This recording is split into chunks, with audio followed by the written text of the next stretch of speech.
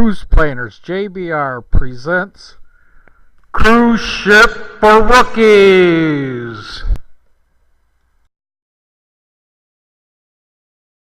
They have like speaking of why you said the TV and that's what I was kind of wondering.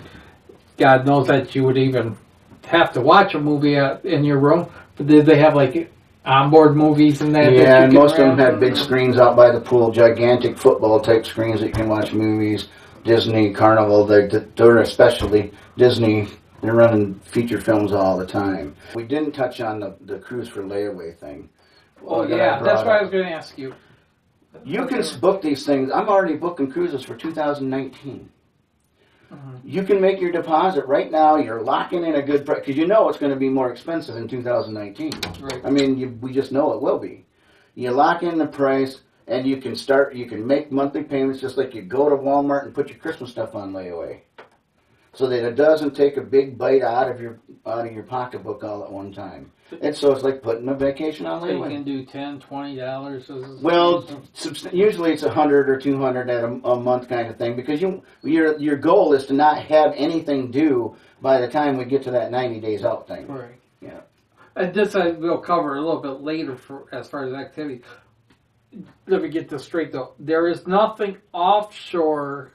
If I go off the ship, that's still coming out. That's coming out of my pocket. That's nothing off ship that's included. Well, a lot of cruise lines have their own little private island stuff, and you can get tendered in and stuff. No, that's still a ship-oriented thing. But if you get off the ship in St. Kitts and go to, or St. Croix and go to the Cruise and Rum Factory, no, you're paying for that. Okay, we can go into that later. I just want to make sure I got that covered. When we talked to that, you could buy an internet package and that, which would include your cell phone coverage, and by doing what you said, the Viber app, which meets the roaming charges that you can get stuck out with. Or the international plans through your actual phone company. And that's one thing too is, don't you recommend to people before they get on the ship, make sure you shut off that roaming thing on your phone? Yeah. Because I think a lot of people, they forget to shut it off, and you just put it on airplane mode and it does the same thing. Is there anything else on the ship that I should be aware of that I got paid for up front? Again, it depends on each cruise line has different things. Like Carnival has the cherry on top stuff or the fun shops. Any of the things we're buying photos, they have everybody's going to go on a cruise line. You're getting your picture taken all the time. And you go to the photo labs and look and take whatever. So yeah, your food is always free, unless you go to a specialty restaurant.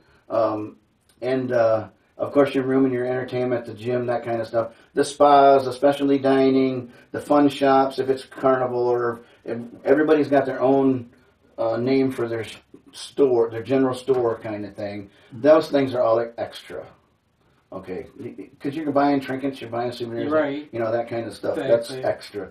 But your basics are always, there's always a complimentary option for dining and your room, and of course that's part of the cruise package price itself. That's why I want to know, because I love ice cream, as you can see. Well, if I want to go down and get a snack, like an ice cream bar. Well, they have the soft serve machines in many different places. Those don't cost. Okay. But if you go to like Ben and Jerry's, right, those kind of things, that's because they're private, they're a third party. They're not, correct. So they're just making their money on the ship. That's correct. Third party. Did not, however, cover the check-in at the cruise terminal. So part of the reason that you're doing the online check-in is to download your documents so that you have them ready, so they can expedite everyone. Obviously, there's 3,000 to 5,000 people getting on a ship. They need to get that done pretty quickly. By going online and downloading your documents, including your luggage tags for the ship, it gets you through a whole lot faster. And it's very simple. There's large signs. There's lots of people to help you, and you go up to a counter, and if you used a credit card for your onboard payment system, you just give them that. They end up giving you a little card for like for your purchases on board, and it's a pretty painless process. So again, if you use cash, that's a little bit different. You will be asked at online checking for emergency contacts. We addressed about what happens if you're away and something happens at home. That's why I suggested the Viber app. In case you're just joining us, it's a free app that allows you to make calls with a Wi-Fi connection anywhere in the world. Even if you're not going on a cruise, it's a good app to have in case something comes up, just for a backup for anything. And that's Viber, V-I-B-E-R. That is correct. That is correct. Another big question that we often get that we haven't touched on yet is about what should I pack? How much should I pack? Obviously, part of that depends on where you're going and what time of the year it is when you're going there. Trust me, the first time you go, you're going to overpack. I don't care what I'm going to tell you right now. That's me. You're going to take too much stuff, especially guys. We go to an island that we've never been to, we're buying a coffee cup, we're buying a t-shirt, you know, that kind of stuff. By the time you get it's all packed in, remember the weight limit of your bags, by the way, right? You all of a sudden are finding out you're over limit when you're going home.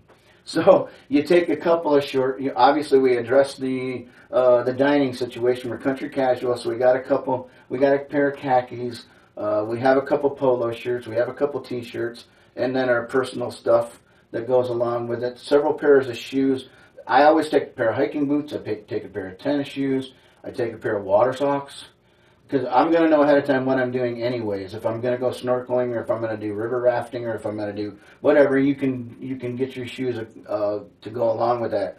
If you're going into the Caribbean, pretty much figure if you're going in January, February, and March, you might get rain once in a while, but it's going to be hot. You don't need to take it. I don't care what time of year it is other than that, but if those 3 months, it's going to be hot. If you go, I don't encourage anybody to go Caribbean after the month of May through the beginning of October because of tropical storm and hurricane season, but they still do run the cruises. They just go, here we go. Yeah, we had a little break in the action there. So prepare for heat, prepare for walking, swim trunks if you do that kind of thing. Whirlpool or whatever, swimming. We did cave tubing in Belize. That was amazing. You're going to get wet, but not that bad. You can actually, it's like canoeing a rifle. You can stand up anytime. It's, you know, depending on the excursions. But, and then, like I said, again, what I tell you isn't going to matter for your first timers, because Barb and I did that too. By the time that we went the second time, our luggage was only half full. But you don't know. Now, I got a group going to Alaska in August of this year. Alaska's a little bit different animal, as you can imagine. First of all, the cruises only go through there like May through September. Otherwise, it can be a little bit chilly. In the early season, it can be chilly. In the later season, it can be chilly. When we're going in August, it's about the beginning of their September or their fall. By the time we leave there, we'll get home in September. So you want to have something that will keep you warm if you need it, but you're not going to need a parka. You need nothing like that. Norwegian is a casual dining experience. You eat whenever you feel like it. Actually, we're with Princess on that one. They will have formals.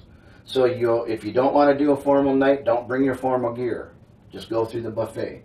That's your call. I have made arrangements for everybody, dining arrangements and seating arrangements already. We've already had emails and discussed that. You might run into some rain because, like I said, it's towards the beginning of their fall season. And the excursions go on whether it's raining or not, only if it's not safe. Of course, they won't go. But so you might want to bring a poncho and put it in your day pack. So let's go from the big suitcase to the carry-on suitcase. And you want to have at least one change of clothes, any medication that you might need during that particular travel and until you can get into your room. Again, keep it in the bottles. We talked about that. Everything has to be marked in its original packaging. No loose medication. Don't forget about the 3-ounce rule stuff for your online check-in bag. And we're back. Okay, I think we're back now. We were talking about the carry-on bag. Take a few snacks with you if it's a long flight. You know, But remember that check with TSE and see the how much of a liquid that you can take.